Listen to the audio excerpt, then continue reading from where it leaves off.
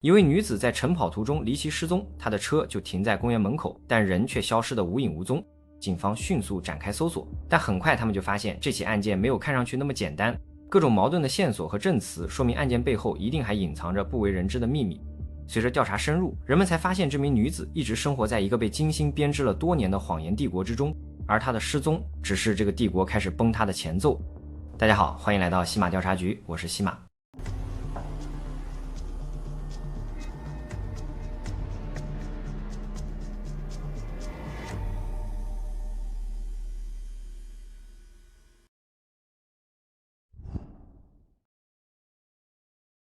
2004年7月19日，当28岁的马克·哈金斯在早上8点醒来时，发现妻子洛丽已经不在身边。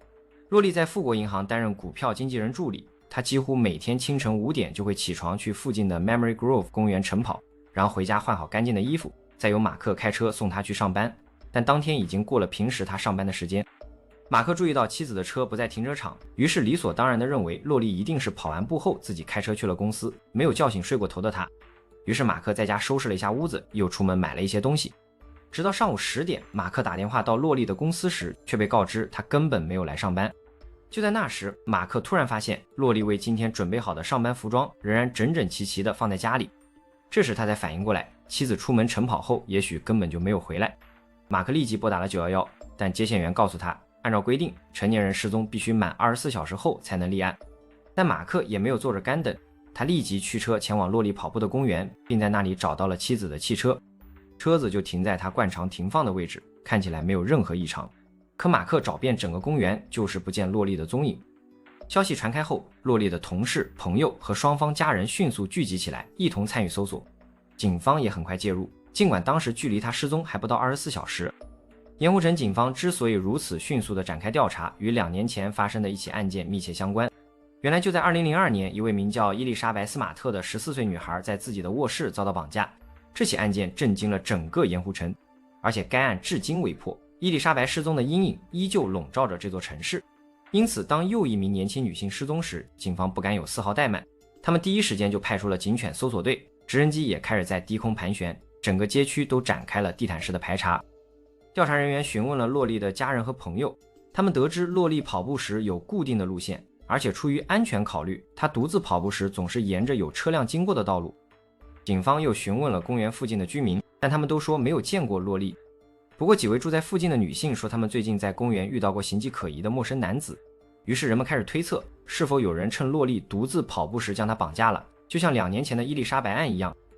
随后警方调查了洛丽的家庭背景，他们发现洛丽和马克是一对令人羡慕的模范夫妻。两人是高中时代的恋人，相恋多年后步入婚姻的殿堂。到洛丽失踪时，两人已结婚5年。在亲友眼中，他们的感情一直非常稳定。洛丽甚至亲昵地称呼马克为我的大泰迪熊，马克也时常往洛丽的办公室送花。这些小浪漫让同事们都羡慕不已。而且这对夫妻正站在人生的新起点上。马克刚刚从犹他大学获得心理学硕士学位，并被北卡罗来纳大学教堂山分校录取。他的父亲就是一名儿科医生，哥哥也已踏上从医之路。所以马克即将成为这个医学世家的又一位医生。为了支持丈夫的梦想，洛丽辞去了她热爱的工作，暂时搁置了攻读 MBA 的计划，打算举家前往北卡罗来纳州。两人的公寓已经打包得七七八八，就在洛丽失踪前3天，同事们还在洛丽老板的山间小屋为她举办了欢送派对。而且当时洛丽已经怀孕5周，这对即将迎来新生命、开启新生活的年轻夫妇看起来正在奔向一个光明的未来。但随着调查的深入，一些令人困惑的细节开始浮现。马克声称，他早上8点醒来时就发现洛丽的车已经不在了，因此认为他已经自己开车上班。然而，一位邻居的证词却与此相矛盾。这位邻居明确表示，他在早上7点出门时看到洛丽的车还停在公寓楼前，而当他8点30分再次外出时，那辆车仍停在原位。这就产生了一个无法解释的问题：如果洛丽真的去晨跑了，他的车怎么会在早上7点到8点30分之间一直停在公寓楼下？后来他的车为什么又出现在了公园停车场？所以到底是谁又是在什么时候把他的车开过去的？当调查人员就此询问马克时，他却无法给出合理的解释。在大多数失踪和凶杀案件中，配偶往往是首要嫌疑人，但在这起案件中，马克似乎没有任何作案动机。他和洛丽感情稳定，并即将开启人生的新篇章。然而警方注意到了马克的一个奇怪举动，原来就在发现洛丽失踪之前，在当天早上9点到10点之间，马克外出购买了一张新床垫，他声称这是为搬家而准备的。虽然时间点有些巧合，单独来看这个行为也不能构成嫌疑。不过当天下午，马克还是被带到警局接受了询问。在警局，他被要求接受一种被称为计算机语音压力分析的测谎测试。简单来说，这是一种声波测谎仪。它的原理是，当人说谎时会产生心理压力，这种压力会不自觉地影响声带，产生微小的颤动，从而被机器捕捉到。Let me explain the test to you. You understand it so you feel comfortable with it, and so you won't be afraid of it. Okay? What this is a truth verification machine. Okay? Have you ever had a lie detector test, the old-fashioned type?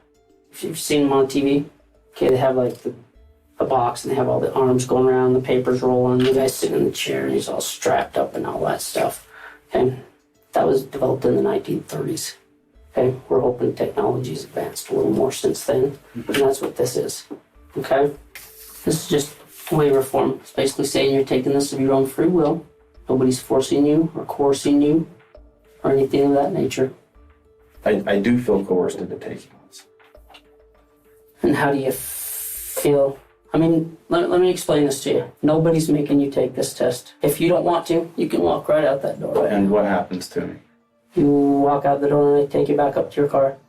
And if I refuse, then of course that makes me look guilty. It's not admissible in court anyway. We trust the machine, the courts just don't. It just gives us something to verify the information we've got so far. And obviously, as you said, obviously, we got some concerns about this mattress thing. We interview people that have killed people all the time, and they don't tell us the truth. And that's what this machine is just for. But at the same time, I've got these circumstances that look bad. So I feel like if I don't take this, then I'm just going to be drilled.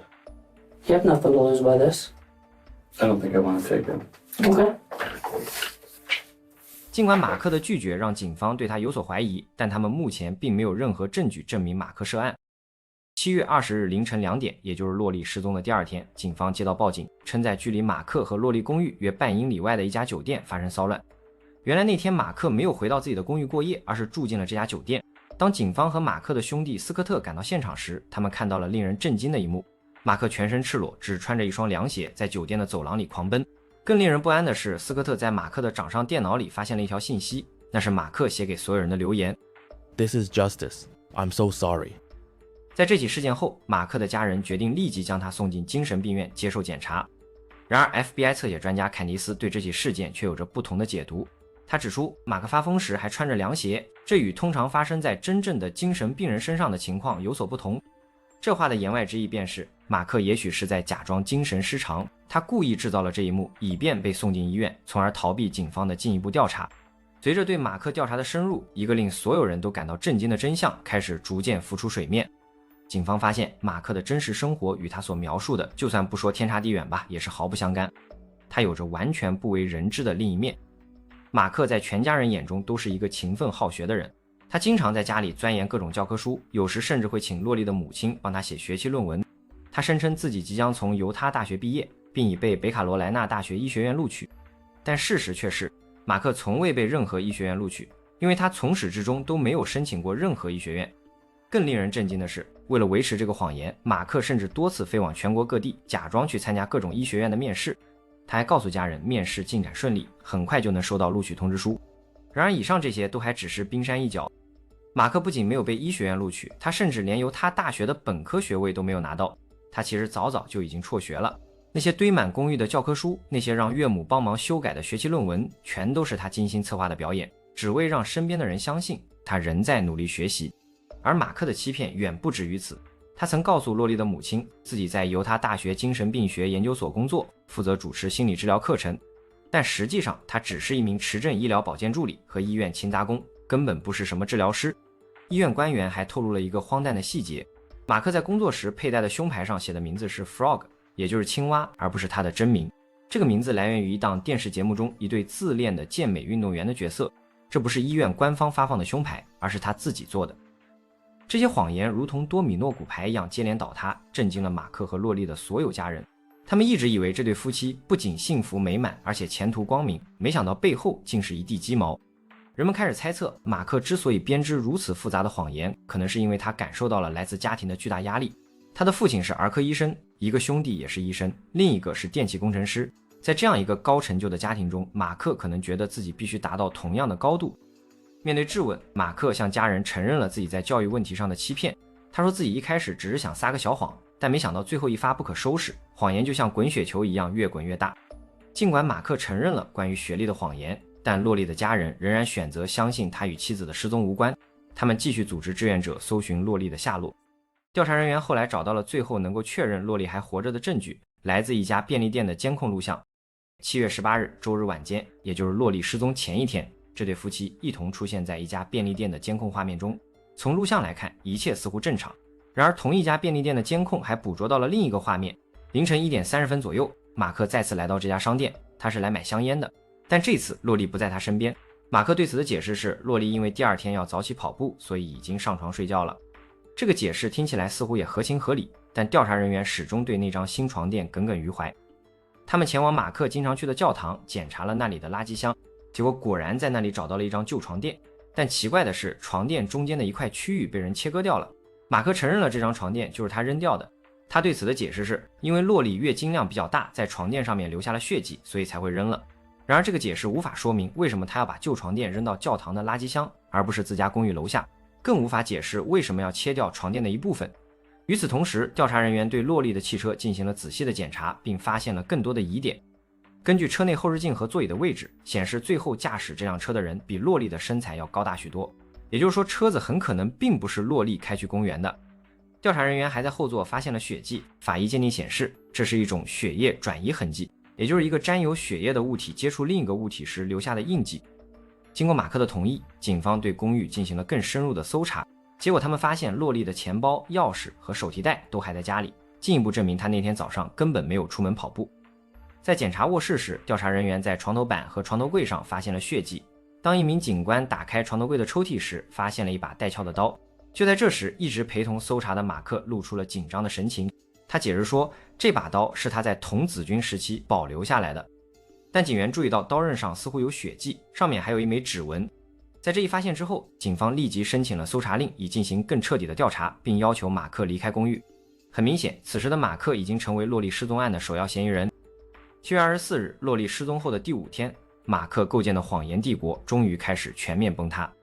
马克的父亲和兄弟当面质问他关于洛丽的下落，在家人的追问下，马克终于说出了真相。至于马克为什么要在那个时刻选择坦白，原因已无从得知，或许是因为他其他的谎言都已经被揭穿，他知道这最后一个秘密也无法再隐瞒下去了。洛丽的亲属随后公开发表声明，请求志愿者停止搜寻工作，因为马克向家人承认的事情比任何人想象的都要可怕。事情的经过是这样的：7月16日周五，也就是洛丽失踪前3天，同时也是为洛丽举办欢送派对的那一天。洛丽在工作中打电话给北卡罗来纳大学的财务办公室，想为马克办理一些入学相关的手续。然而学校的工作人员告诉他，系统里没有任何关于马克入学的记录。那位工作人员还联系了美国医学院申请服务中心进行核实，结果确认马克根本没有申请过该校。洛丽对这个消息感到难以置信，他的同事们回忆说，他当时泪流满面，并提前离开了公司。然而当晚的欢送派对上，洛丽和马克依然正常出席，仿佛什么事儿都没发生。这是因为马克又一次对他撒了谎。他告诉洛丽，他已经联系了学校的那位工作人员，发现是系统里的新生名单出了问题，现在一切都已经解释清楚了。但毫无疑问，这又是一个谎言。洛丽甚至还给学校回了电话，留下了一段语音留言。他说希望那位工作人员能给他回个电话，确认一下一切都没问题。他还说他不是不信任自己的丈夫，只是为了让自己能够安心。但这段语音留言直到周一早晨才被工作人员听到，那时洛丽已经失踪了。其实这早已不是洛丽第一次发现马克对她撒谎。早在2000年的时候，洛丽就曾向一位朋友倾诉，说马克对她撒谎，声称自己正在上大学，但实际上他当时已经辍学多时。可能正因如此，这一次洛丽决定正面与马克对峙。住在这对夫妻附近的2位邻居后来站出来作证，其中一人说他在7月18日午夜时分听到从他们的公寓里传来尖叫声，另一人说他听到一个男性的声音在大喊，完了，全完了。根据马克的陈述，洛丽和他吵完架后，最终还是回到卧室睡觉了，而他则继续玩了1个小时左右的电子游戏。然后他开始翻找他们打包好的行李，直到找到他的点22口径步枪。接着他走进卧室，朝熟睡中的洛丽头部开了一枪。之后，马克有条不紊地处理了尸体、凶器和沾血的床垫，将它们分别扔进了不同的垃圾箱。当马克在凌晨1点30分被便利店的监控拍到时，他正在外出处理杀人证据。在监控录像中可以看到马克在检查自己的双手和指甲，甚至还看了看手表，仿佛在检查自己身上有没有留下血迹。第二天，他出门买了一张新床垫，可能是希望没人会注意到旧床垫已经被扔掉了。然后他精心策划了一场关于洛丽在晨跑途中失踪的骗局。根据马克的行为和表现，心理学专家认为他很可能患有自恋型人格障碍。自恋型人格障碍的主要特征包括夸大的自我意识和自我重要感，认为自己很特别，需要他人的赞美，并期望因为自己的优越性而受到认可，对无限成功、权力、才华、美貌或理想爱情的幻想，以及缺乏同理心，不愿认同他人的感受和需求。这类人通常给人留下迷人而美好的第一印象，直到你开始剥开他们所呈现的层层外衣，才会发现里面隐藏的是一颗无比虚荣和脆弱的内心。一旦有人开始质疑这类人，他们就会勃然大怒，对任何敢于质疑他们的人感到愤怒。法医心理学家凯西耶斯博士对马克可能的动机和他看似病态的说谎行为做出了评价。他说，随着他的成长，他看着其他家庭成员取得成功，而他自己却一无是处。他觉得自己应该得到比现在更多的东西，但他又不想把精力投入到实现那些他本来可以实现的目标上，因此产生了严重的心理扭曲。洛丽的家人曾说，即便洛丽发现了马克撒谎，但他们相信洛丽还是会原谅他的。他的兄弟甚至说，他不必成为医生，不必成为总统，只要他尽了自己最大的努力，他就会爱他。然而现实似乎并非如此。调查人员后来在这对夫妻的卧室里发现了打印出来的一封信，人们相信信是洛丽写的，但不清楚确切的书写时间。在这封信中，洛丽写道：我想和你一起变老，但我无法在这种情况下继续下去。如果事情没有改变，我无法想象和你在一起的生活。也许这就是马克杀害他的原因，因为洛丽威胁说，如果他不改变，他就会离开他。对于一个自恋型人格障碍患者来说，被抛弃的威胁是对其核心自我的致命打击，他们无法容忍任何形式的拒绝或遗弃。在马克的扭曲逻辑中，杀死洛丽可能是阻止他离开自己的唯一方式。2004年8月2日，马克哈金斯因涉嫌严重谋杀罪被逮捕。尽管他已经向警方坦白，但还有一个关键的问题悬而未决，就是洛丽的尸体在哪里。根据马克的说法，他将洛丽的遗体扔进了垃圾箱里。于是搜索工作集中在盐湖城的垃圾填埋场，但警方搜寻了数月都一无所获，直到2004年10月1日，也就是洛丽失踪近3个月后，他高度腐烂的遗体才终于在垃圾填埋场被发现。最终马克被判处6年至终身监禁。大家可能会觉得这个判决过于宽松啊，但在当时这一判决符合犹他州的量刑指南。但由于公众的强烈抗议，犹他州赦免和假释委员会举行了听证会，重新评估马克的刑期，最终裁定他在2035年之前没有假释资格。在此之后，犹他州对严重谋杀罪的量刑指南被提高到15年至终身监禁。这一法律变革被称为洛丽法案，以纪念这位不幸的年轻女子。最终，洛丽的父亲将女儿墓碑上的哈金斯姓氏去掉了，只保留了她的娘家姓氏索罗什。到此，这个案件似乎已经画上了句号，但马克在狱中仍然延续着他令人震惊的行为。有人发现他在监狱中寄送亲笔签名的物品，这些东西被卖给专门收集杀人犯纪念品的网站。这一行为被曝光后，马克才不得不停止。后来他又开始撰写自己的人生传记，虽然这本书至今尚未出版，但这也说明他的自恋型人格似乎没有任何好转的迹象。